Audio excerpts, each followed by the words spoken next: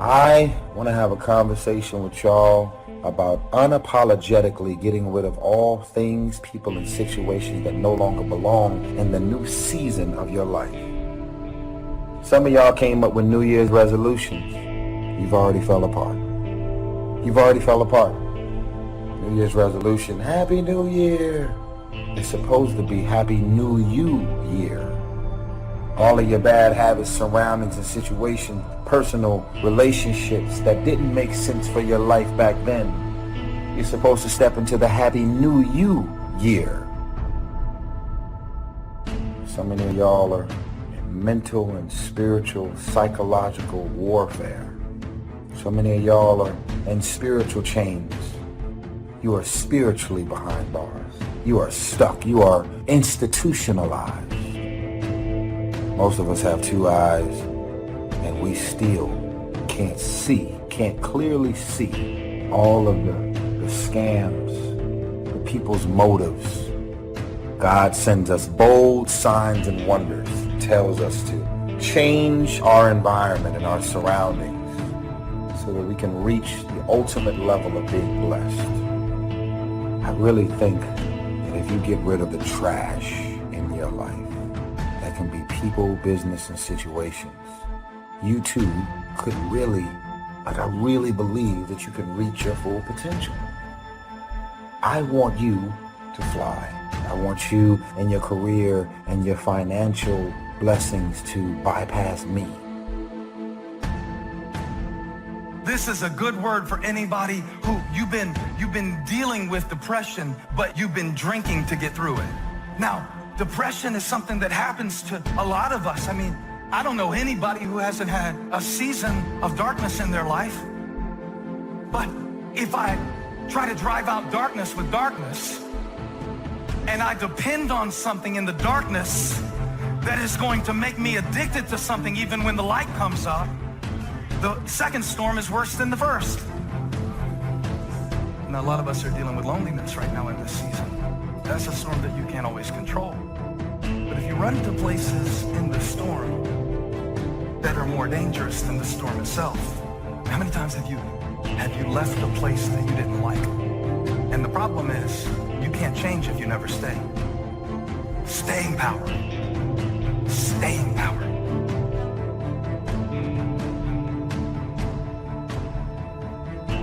A subject that altered my life forever. It was just unbelievable. I hadn't known my mentor, Mr. Show, very long until one day he said, Mr. Onge, let me see your current list of goals. He said, I've had a lot of experience and I've been out here for a while. And he said, let's go over them and maybe I can really give you some good ideas. And I said, I don't have a list. He said, well, if you don't have a list of your goals, he said, I can guess your bank balance within a few $100s, which he did. That got my attention. I said, you mean my bank balance would be a lot bigger if I learned how to set goals? He said, drastically bigger. That got my attention, so I finally said, hey, I want to learn how to set goals. It is a fantastic skill to develop, how to design your own future. So make the note, life best lived is life by design, not by accident, not just, walking through the day, careening from wall to wall and managing to survive. That's okay. But if you can start giving your life dimensions and design and color and objectives and purpose, the results can be absolutely staggering. Key phrase, here's a chance now to use your imagination. Because the imagination builds cities, imagination conquers disease, imagination develops a career, imagination sets up a relationship. Imagination is where all tangible values and intangible values begin in the imagination. So what you've got to learn to do is use this powerful resource. Now, sometimes all by ourselves, it's a little difficult sort of to get it going. That's why a little workshop like we're going to do today is sometimes very helpful. When someone does a little coaching and says, how about this niche? You say, I never thought about that. That ought to be easy to do. And the first thing you know, you're going. And that's why that is so important. But now, tapping this resource of the imagination and thinking about your future, thinking about tomorrow, as early as tomorrow or the rest of the day, and thinking on out the rest of the year, on into the next century, on into the early years of the next century. A workshop like we're about to do helps call your attention to that, so you can use your imagination to start prospecting for the future, what could be possible for you. We're affected by our dreams, our vision of the future. You got a problem? It's called anxiety. Here's the solution. It's called prayer. What's the result of prayer? Peace. Maybe you're like, Rich, okay, but you don't understand. You don't know my story. You don't know about my life right now. I ain't got no time for peace. You never met my boss. Can't get no peace over there. You don't know my husband. Ain't no peace in my home. You don't know my situation. You would be absolutely correct, absolutely right. I don't know all of those factors and all of those variables, yet I'm not sure if you're listening to me tonight. What the scripture says is that when we go to God in prayer, what happens is that we don't get man's peace, we get the peace of God. The peace of God is interesting because the peace of God transcends all understanding, meaning that God's peace is superior to your earthly situation. God's peace is illogical. So if you have a situation that doesn't make sense, good news, your God has peace that doesn't make sense. Listen, your situation might not change, but your soul will.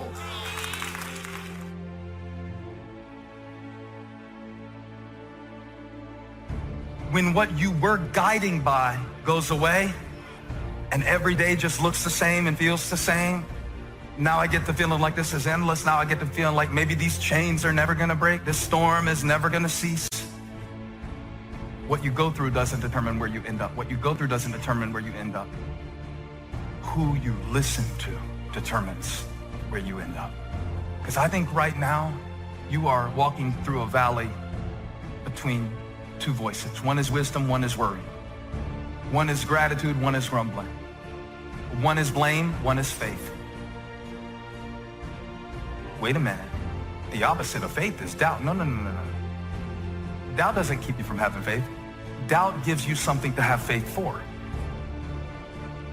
But blame will block faith every time. Blame will always block faith. You want to make sure that the greatest pull on your life is the pull of the future. Some people live in the past and let their life be continually pulled and influenced by the past. And yes, we must remember the past and review the past to make it useful to invest in the future. But here's the key. Make sure that the greatest pull on your life is the pull of the future. Now, if you're skimpy on your dreams, if you're skimpy on your objectives and your purposes, if that isn't very well planned, then it doesn't pull very hard. Then you have more of a tendency to be pulled by the past, or to be pulled apart by events or circumstances, or to be pulled apart by distractions. So in order to save yourself from being pulled apart by distractions or pulled back to the past, you want to now start really designing the future so that the greatest part of your attention and focus and pull, like a magnet, pulls you forward into the future to accomplish your goals. If you take a seed and throw it on the concrete and walk off, the sun just burn it up. Got to have dirt put on top of it. In my mind, it doesn't make sense that to grow something, you should dig a hole, put it down in there, and cover it with dirt. Logically, that don't make no sense to me. But oh, though, see, dirt is necessary for growth and development. Dirt builds character. Dirt gives you the push-through factor. Dirt makes you come with it when you don't feel like coming with it no more. All of y'all that had dirt throwed on you. And dirt ain't always what you want. It's somebody talking about you.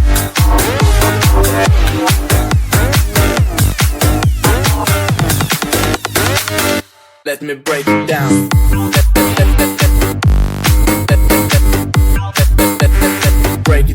Break it down.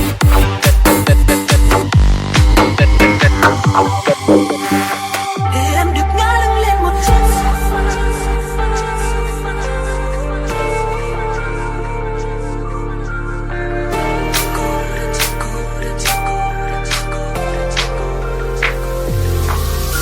cô đơn trên sofa, con tim như tan ra, dừng lối em trôi theo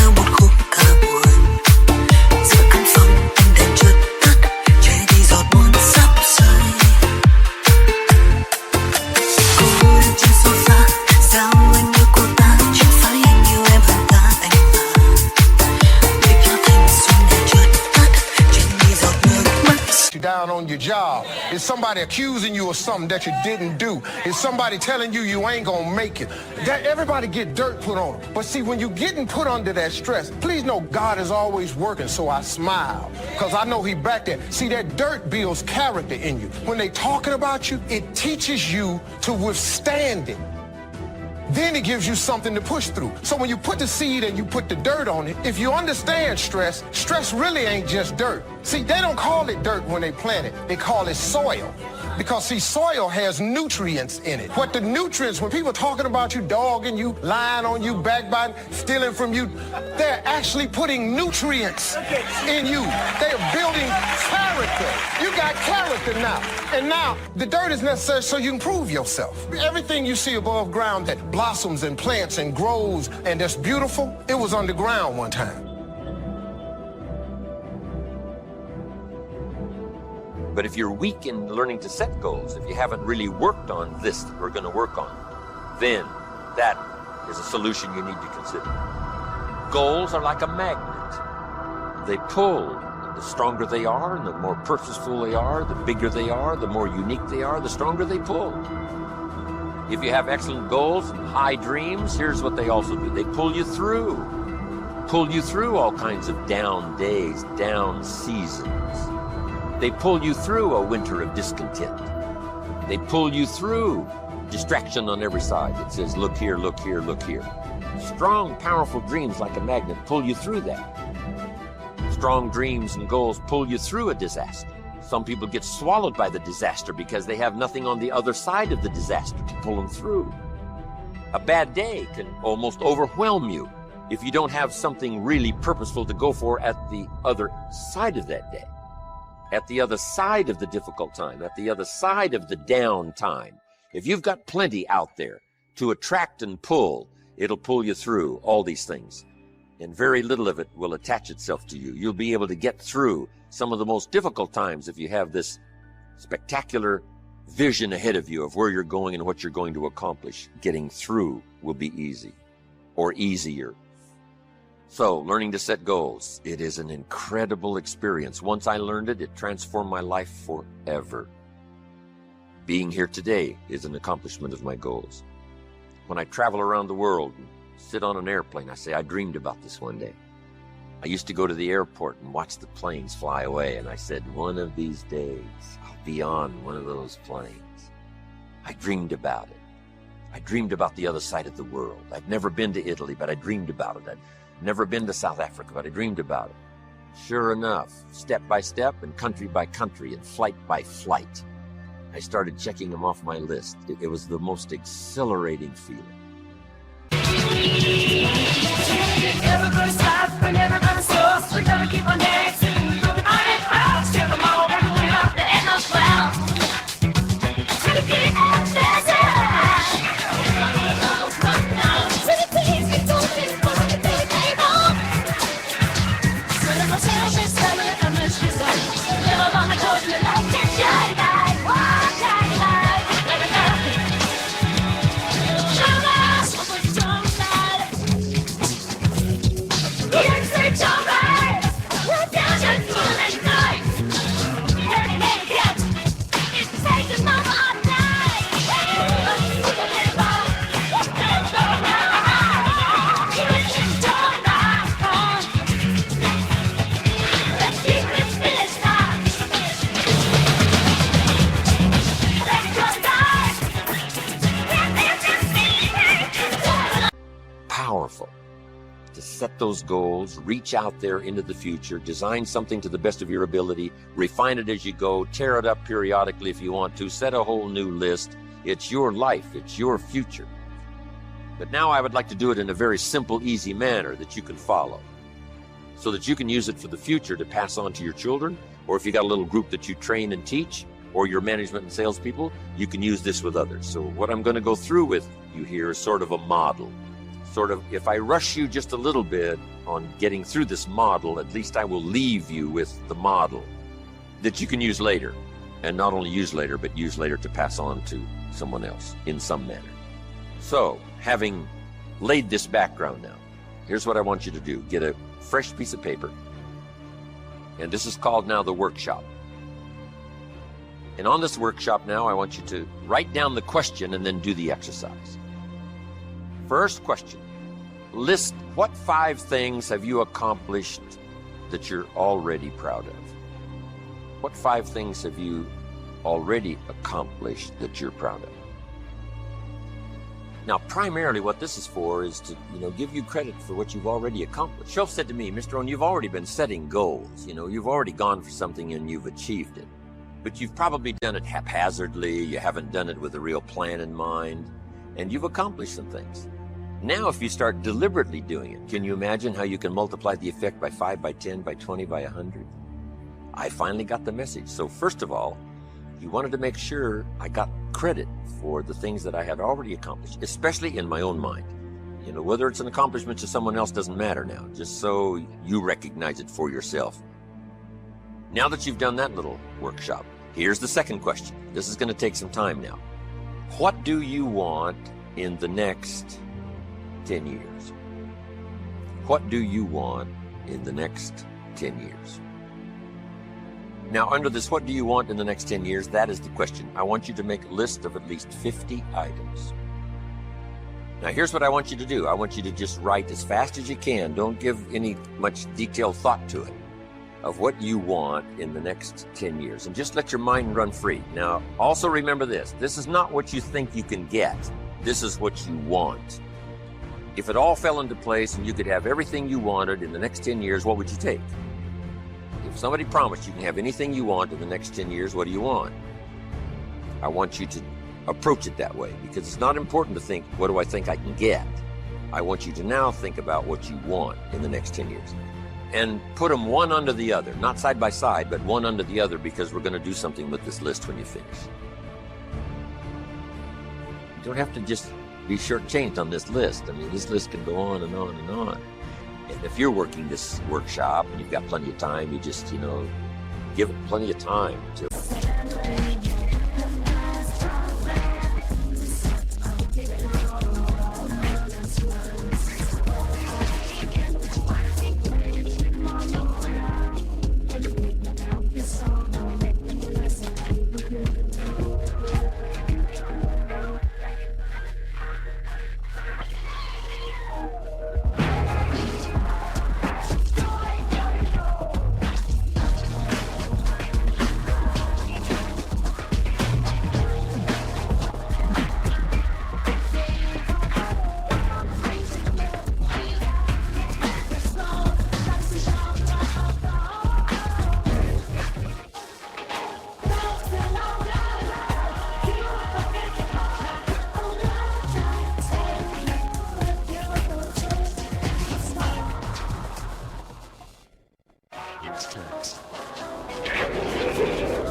Everybody's pretty thoroughly, ready now with this list. But now here's what I want you to do with this list.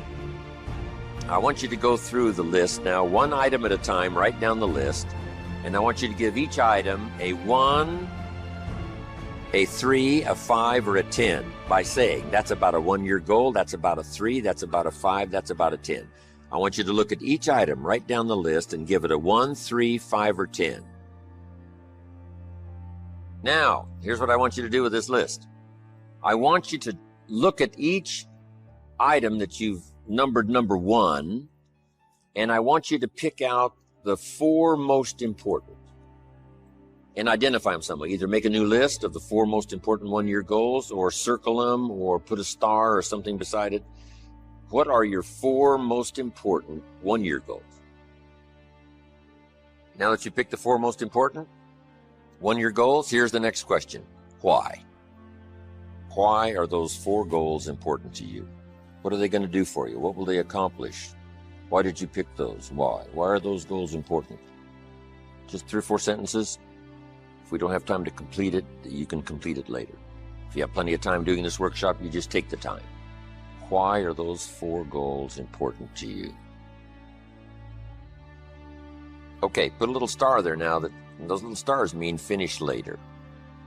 Okay, because you can continue on with this, long after this workshop is finished, and then use it as a model to teach. Remember, study, practice, teach.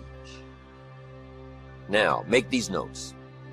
Next, when the why gets stronger, the how gets easier. When the why gets stronger, the how gets easier. When people don't have strong, powerful goals, the how is almost impossible. The how is too difficult. How to do it seems like, how can I ever accomplish this? The how starts getting easier and easier when the why gets bigger and bigger and stronger. Now make this note. Purpose is stronger than object. Purpose is stronger than object. Object can be powerful, object can be strong, but purpose is stronger than object. One of your objectives might have been $1 million home to live in. Here's the big question. What for? And it's the what for that pulls stronger than the $1 million home. A home is a home is a home. What for? What are you going to do with this place? Well, now we start with the details. And I want you to add this note. It works in communication, it works here too. The drama is in the details. The drama is in the details. Someone says, I've lost 40 pounds in the last 3 months. We say, is that it? Those are the numbers, but what's...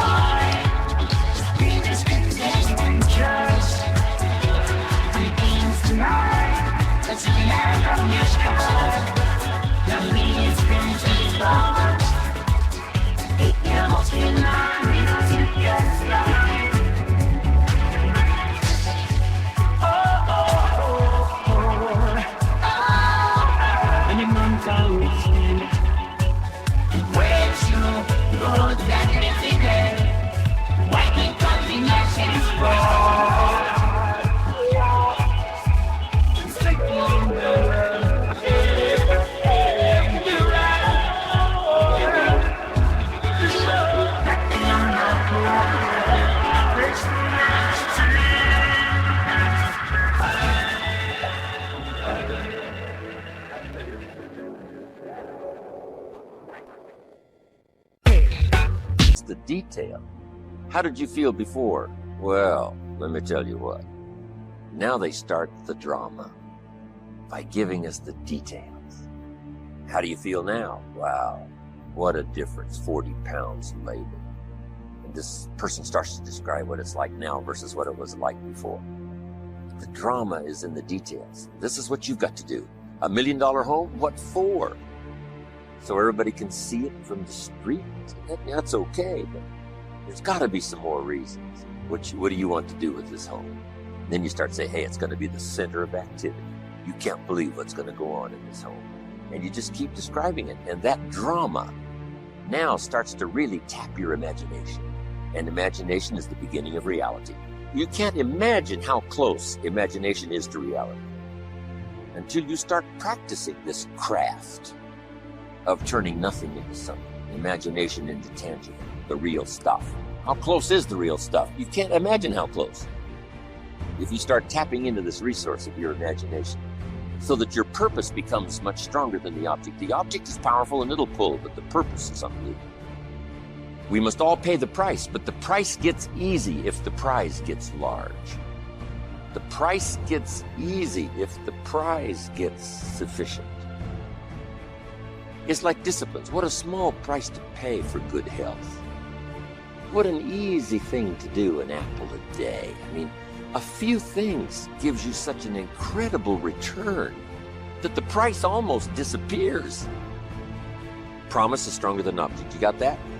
The bigger and the more powerful the why, the how gets easier and easier and easier.